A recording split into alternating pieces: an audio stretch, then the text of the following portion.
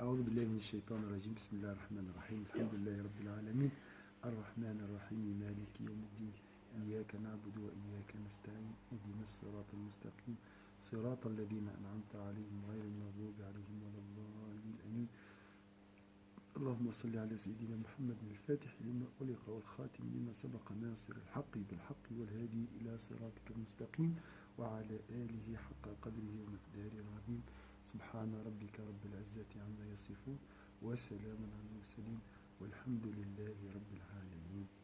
Donc comme j'ai dit, la beauté c'est la splendeur de la miséricorde. Platon il a dit c'est la splendeur de la vérité. C'est la même chose. Voir la miséricorde d'Allah Azza wa Jalla qui embrasse toute chose, c'est la vérité, c'est ça la vérité.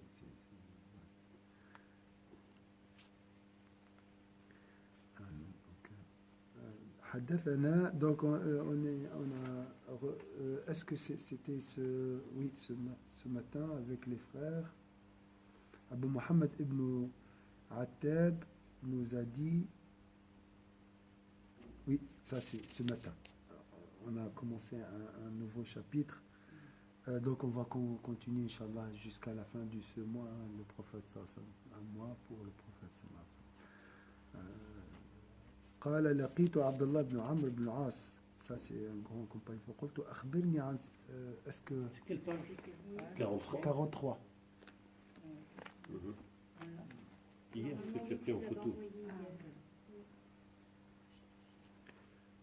فقلت أخبرني عن صفة رسول الله قال أجل والله إنه لموصوف في التوراة ببعض صفته في القرآن يا أيها النبي إن أرسلناك شاهدا ومبشرا ونذيرا وحرزا للأميين أنت عبدي. Et on s'est arrêté si vous regardez les photos, on s'est arrêté sur le mot abdi, serviteur. Serviteur, ça c'est une qualité très haute à atteindre. On a parlé si vous Anta abdi wa rasuli sammaytuka al-mutawakkil ليس بفض ولا سخاب في الأسواق ولا سخاب ما يرفعش صوته ولا يدفع بالسيئة السيئة ولكن يعفو ويغفر ولن يقبضه الله حتى يقيم به الملة العوجاء بأن يقول لا إله إلا الله ويفتح به أعينا عميا سيذلك علاش يقولوا الفاتح لما أغلق وآذانا صما وقلوبا غلفا نعم donc la chaîne de transmission il m'a dit certes par Dieu donc la page 43 quatrième paragraphe informe-moi sur les qualités de l'envoyé de Dieu.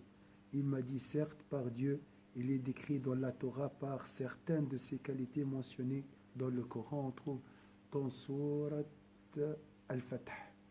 Trouvez ces qualités mentionnées. Et c'est marqué que ces qualités sont mentionnées dans la Torah. ذلك مثلهم في التوراة ومثلهم في الإنجيل كذلك. Ça c'est les compagnons. Ô toi le prophète, nous t'avons envoyé comme témoin, comme annonciateur de bonnes nouvelles, comme avertisseur. On a donc tout d'abord dans vos prières sur le prophète, ça me retenez ses qualités. Témoin, ça veut dire quoi témoin?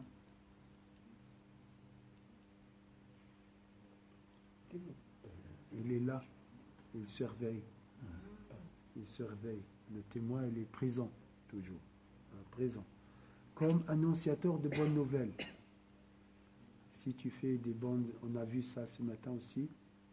Si tu fais des adorations, des bonnes actions, il comme les enseignants, les enseignantes, t'encouragent. Il t'annonce la bonne nouvelle. Continue, il est derrière toi. Et comme avertisseur, attention. Attention, il ne faut pas continuer comme ça, c'est dangereux. Il ne faut pas faire ça. Hein? Là, c'est en cas de chute ou bien d'égarement. Est-ce que c'est clair ici? Donc, il est toujours là. Il cherche ton intérêt, il veut t'éloigner de tout mal. Est-ce que c'est clair ici? Ça, c'est le prophète. Donc, il est toujours... Et nous, soit on est dans le droit chemin, soit on s'égare. Donc, mais le prophète, il est derrière nous toujours. Attention, Zacharie, attention, Zacharie. Bien, c'est bien, continue comme ça. Et comme une protection pour les gens simples, comme une protection, l'ummiyin, ça, il y a plusieurs en réalité. La traduction, les gens simples, n'est pas omis. Ummi, c'est lié aussi, c'est les gens simples, les gens purs qui sont liés à leur mère. Le ummi, ça vient de ceux qui sont encore vierges, qui ont un cœur vierge, pur, hein, maternelle. qui sont liés qui dépendent de leur maman. Ommi, c'était... Toujours quand il a mal, il vous dit ommi, maman, maman, toujours. Vous voyez, c'est ça. Mais ommi, c'est pas quelqu'un en arabe qui n'est pas instruit. Oui, analphabète, oui. Qui n'est pas simpliste. Il y a plusieurs. Mais si tu cherches, tu vas trouver toujours ommi. C'est comme. Donc, analphabète, c'est quelqu'un qui n'est pas instruit. Voilà, comme s'il est né maintenant, il ne connaît rien, il ne sait rien. Un simplet. Un simplet, voilà, c'est un petit peu un simplet. Voilà, c'est aussi ça vient de C'est pour ça qu'ils ont les gens simples, les gens simplés. Mais c'est une qualité, attention. C'est la pureté. La pureté, l'innocence. L'innocence. Quand il a un problème, il ne sait pas de cacher. Il pleure directement. Spontané. Voilà. Une protection pour les gens miséricorde. Voilà, tout ça. Comme un bébé. Anta abdi. Et les Arabes, les Bédouins, ils ont cette simplicité, si je peux dire. Ils sont très modestes, ils sont purs. C'est pour ça Allah a choisi le prophète parmi les Ummiyin, par les gens qui sont prédisposés à recevoir le message. L'innocence innée. Voilà, innocence. C'est le désert. Le désert, il n'y a rien. Le désert, tu ne peux pas avoir un fort intérieur compliqué, parce que c'est simple. Tu es mon serviteur, ça c'est une qualité. C'est la soumission, pas d'orgueil, pas de maladie du cœur, rien. Le serviteur, c'est quelqu'un qui est soumis à la bonté, soumis aux vertus. Ça c'est la qualité de serviteur. La soumission à la loi naturelle, à la nature originelle. On a vu ça, le serviteur. La soumission aux valeurs. Il y a la soumission à l'ego, ça c'est l'esclavagisme. Ça c'est la prison. Et là, le serviteur, c'est le synonyme de libre. Le serviteur ici, l'homme libre. Quand vous regardez tout ça, Subhanallah asra bi abdihi laylan. Le prophète sallallahu alayhi wa sallam a voyagé la nuit au 7e siècle lorsqu'il est devenu libre, détaché de tout, de sa femme, de son protecteur, de Quraysh, de Ta'af. Il était rejeté par tout le monde. Là, il a atteint la liberté, il était prédisposé à rejoindre au 7e ciel. Ça c'est Subhanalladhi asra bi abdihi laylan. Il y a deux chemins pour atteindre la liberté. Donc l'effort et le Coran. Subhanalladhi asra bi abdihi laylan. Gloire, ou bien gloire, Subhan. Je crois, gloire à celui qui a fait voyager son serviteur la nuit. Ça c'est de Sourate Isra. Juste après, la sourate, après, il te montre le deuxième chemin vers la libération, vers la servitude. La servitude, c'est un mot avec une connotation très positive. Déjà, on a vu ce matin, c'est une condition pour mériter la miséricorde d'Allah. فوجد عبدا من عبادنا اتانا ورحمة من عندنا عبدا من عبادنا. Il a trouvé un de nos serviteurs. Mais nous sommes tous les serviteurs d'Allah. Non, on parle de la qualité de servitude. C'est une autre chose. Malgré nous, nous sommes des serviteurs. Mais là, c'est un choix. Il a fait l'effort pour atteindre la servitude. Un serviteur, quand tu l'insultes, ne répond pas. Parce qu'il est soumis à la qualité du pardon. Voilà. C'est un homme libre. Tu ne peux pas l'enchaîner. Oui. J'aimerais juste revenir tout à l'heure, vous avez dit la qualité de la servitude, c'était pas l'effort. C'est par l'effort. Nous atteignons cette qualité. Donc, par exemple, quelqu'un m'a insulté. Je reste pas toute la nuit enchaîné par pourquoi il m'a fait ça, l'amertume, le remords, et qu'est-ce que j'ai fait dans ma vie. Oui, ça c'est l'esclave de son ego. L'autre, il est libre, il n'y a pas de problème. J'ai rien entendu, voilà.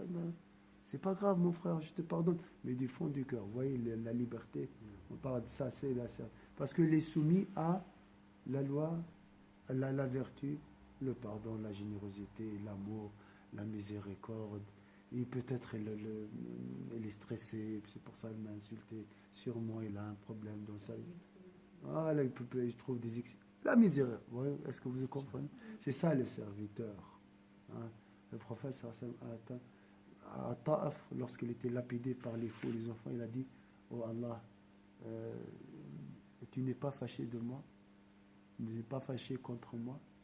Il avait ce souci. Hein?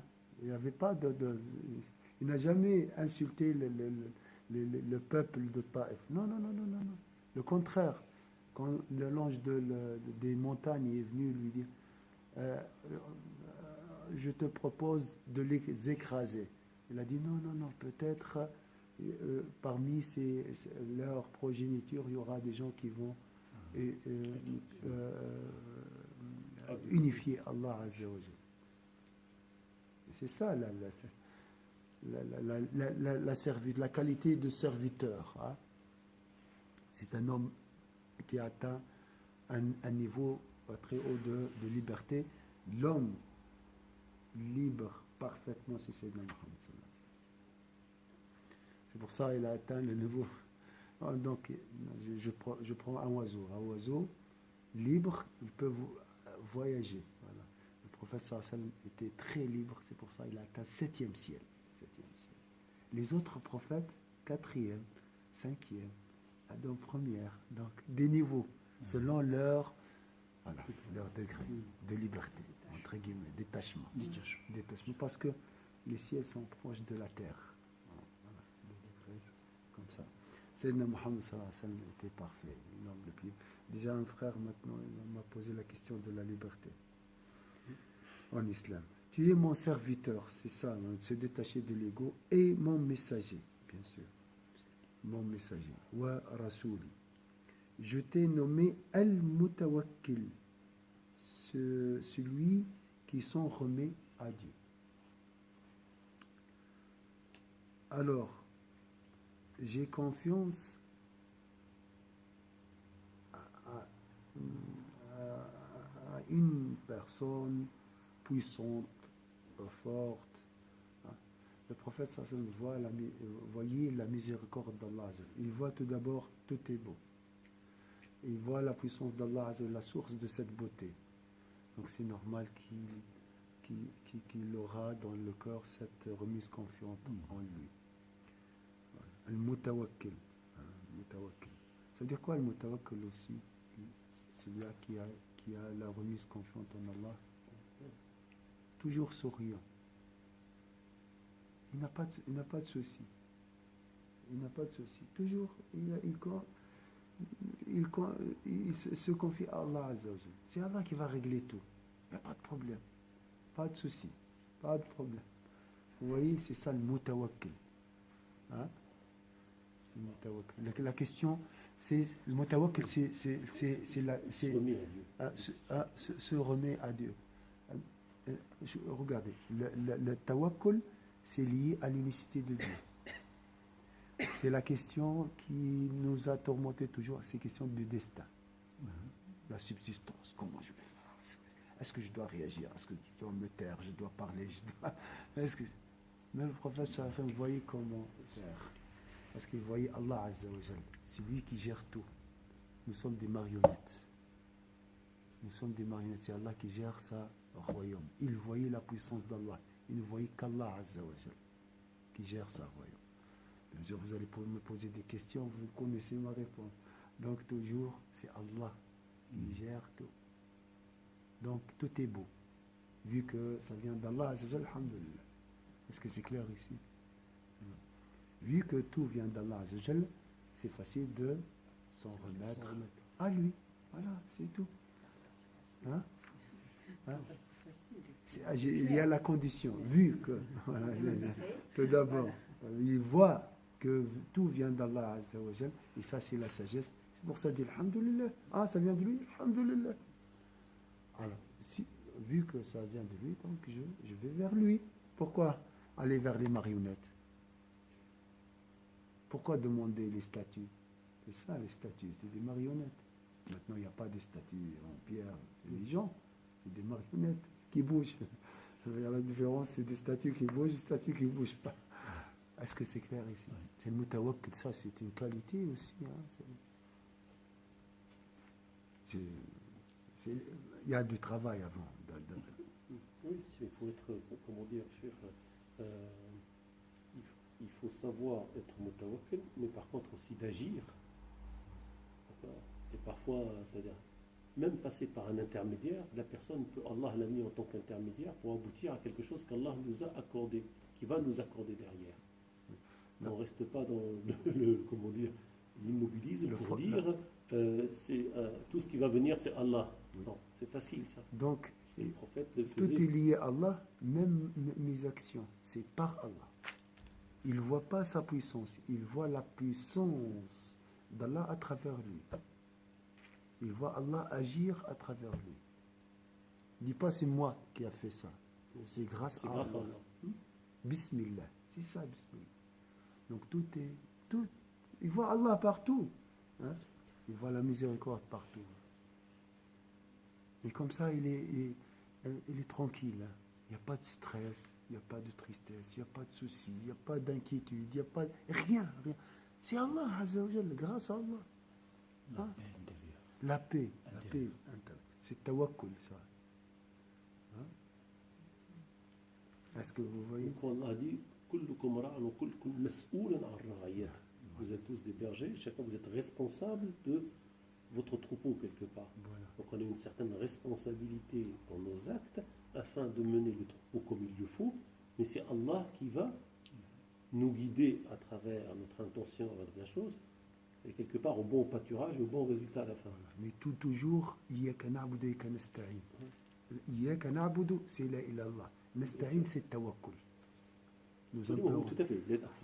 Tout seul, je ne peux pas gérer le troupeau. Qu'est-ce que je peux gérer? Et si j'essaie d'être indépendant, vous voyez les conséquences. Hein.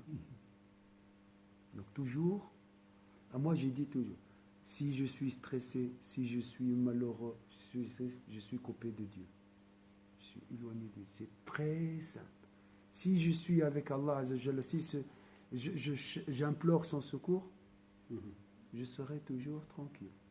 Mais ça, c'est l'indice. C'est comment on dit, la preuve pour moi. Hein? Comment l'inculquer aux enfants, monsieur? Hein? Comment l'inculquer aux jeunes et aux enfants? Wallahi, c'est à travers nous, Hassan. Moi, comme j'ai dit, l'éducation des enfants, c'est, par exemple, comme la Suisse. Je donne toujours l'exemple de la Suisse.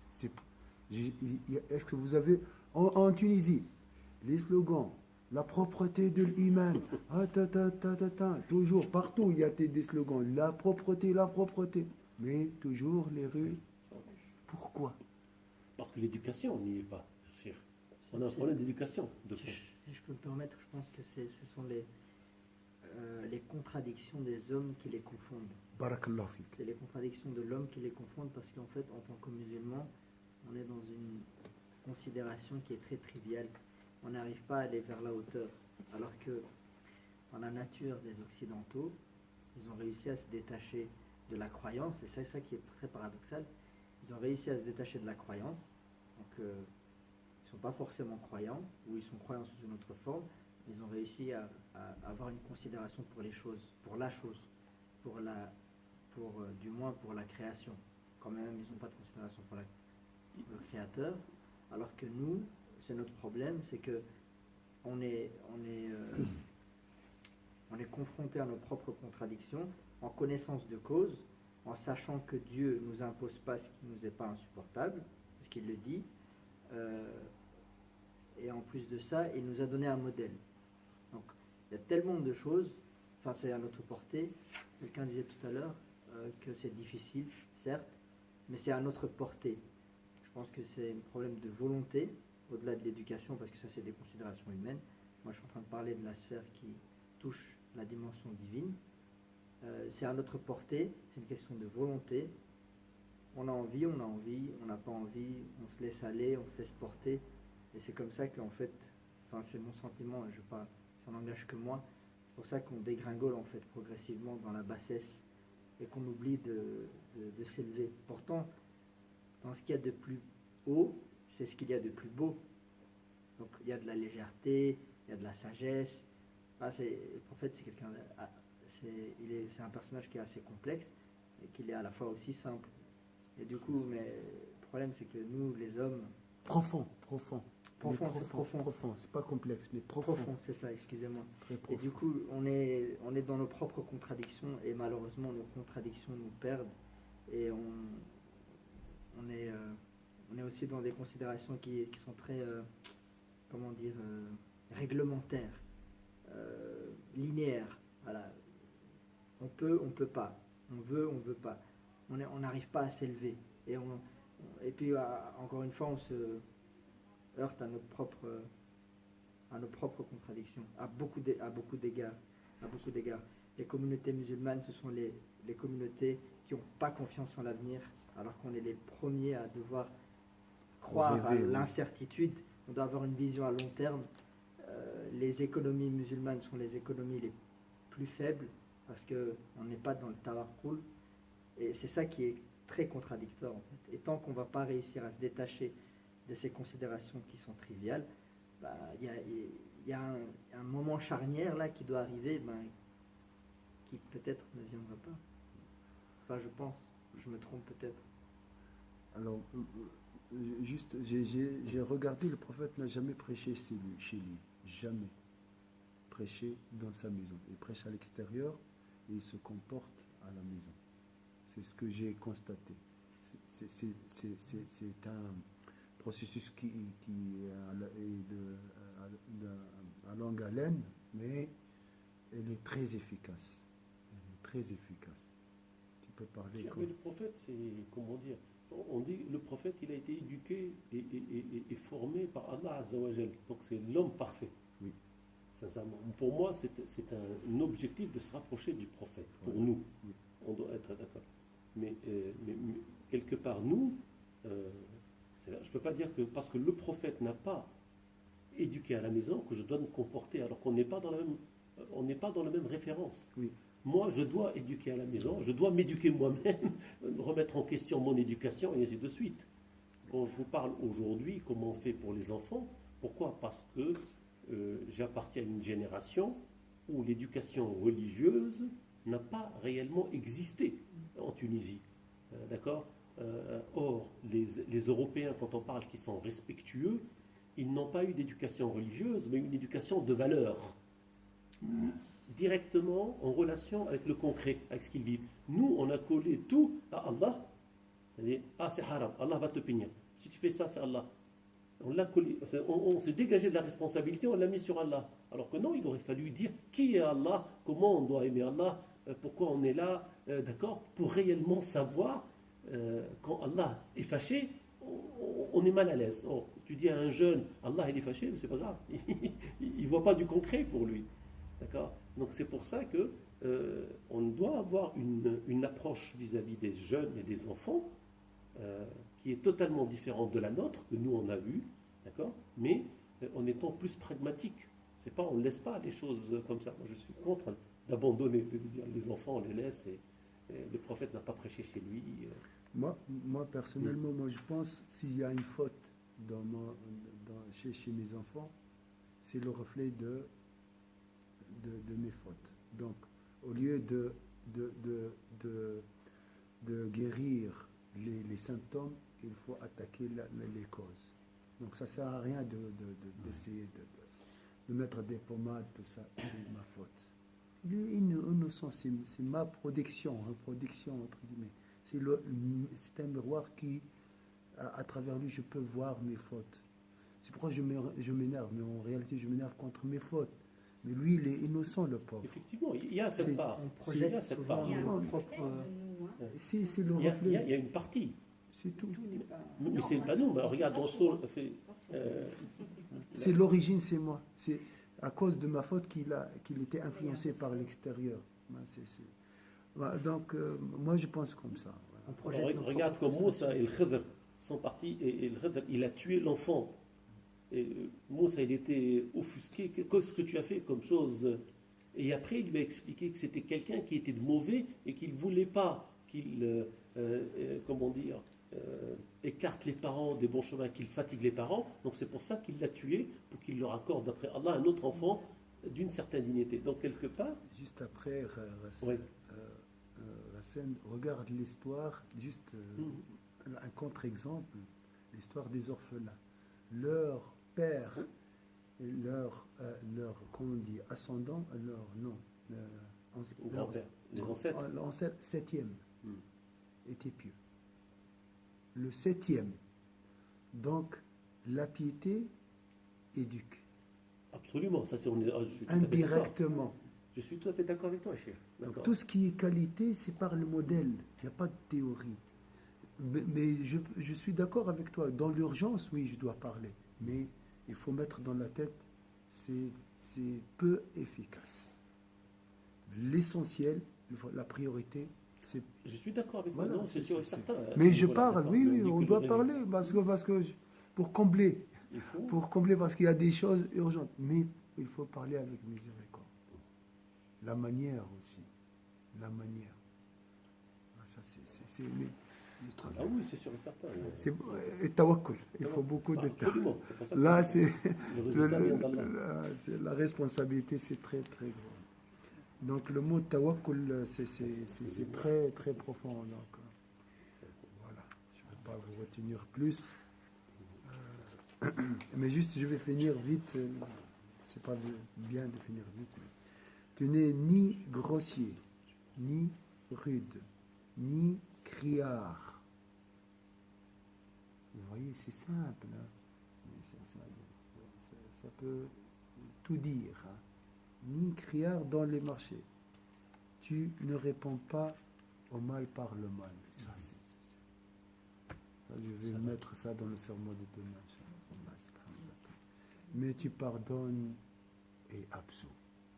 Très bon. Il nous manque le prophète. Regardez Syrie, Libye, Tunisie. Partout. Puis il n'y a personne qui veut pardonner.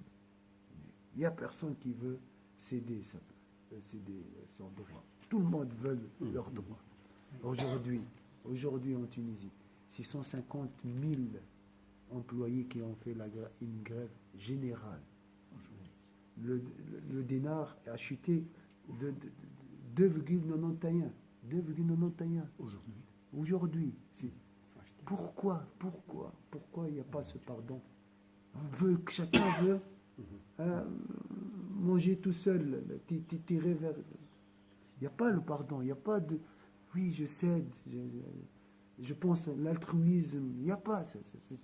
Il nous manque le prophète. On n'a pas besoin de la ilallah, on l'a.